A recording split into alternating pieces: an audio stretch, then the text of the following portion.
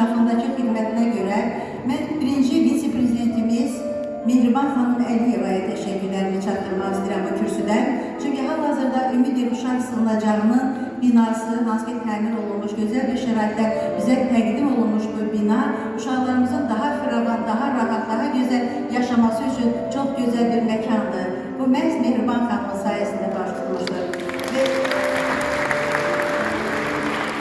Və Ümid Uşaq evimizin inkişafına verdiyi dəstəyə görə hal-hazırda eyni zamanda Leyla xanım Əliyevaya, Arzu xanım Əliyevaya öz təşəkkürlərimi bildirirəm. Mən düşünürəm ki, nə qədər ki bu dünyada mərhəmətli insanlar var, Ümid yerinin ömrü o qədər uzun olacaq. Və sloganımızı da gördünüz, deməli, dünya bir gün qaranlığa qərq olarsa, ən mərhəmət onu işıqlandıran son şam olacaq.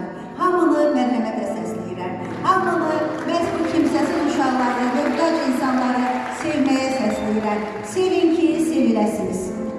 Sağ olun. Nigar xanıma çıxışına görə təşəkkür edirik. Bəli, indi isə orkestrın ifasında Heydər Əliyev Fondunun vitse-prezidenti, öz xeyirxah əməlləri ilə hər zaman sevilən Leyla xanım Əliyevaya həsr olunan Mərhəmət Mələyi mahnısını eşidəcəksiniz.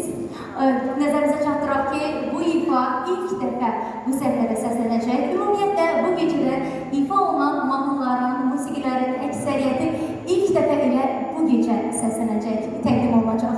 Mahnının sözləri Nigar Mənzilliyə, bəstəsi isə Tural Məmmədliyə məxsusdur. İfa edib, məlahətli səsi ilə Zabitə Alıyeva.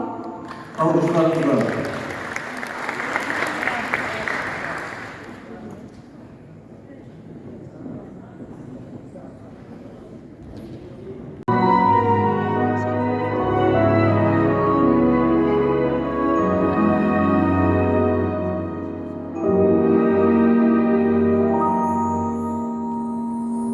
Güzelliğine sen beni rüyamdan mı gelmesen, torbağını taşını dünyamdan mı gelmesen, güzelliğine sen beni rüyamdan mı gelmesen, torbağını taşını dünyamdan mı gelmesen.